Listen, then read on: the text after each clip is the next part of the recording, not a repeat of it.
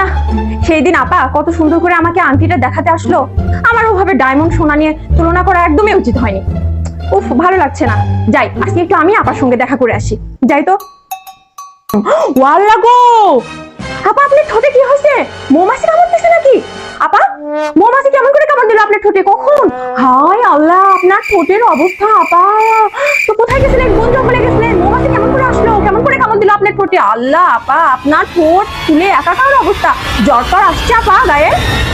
ও দাঁড়ান তো, আপনাদের মতো ছোট লোকদের হয়েছে এই এক সমস্যা, আপনারা ফ্যাশন সেন্স তো বোঝেনই না, যত সব আবল তাবল বকে যান।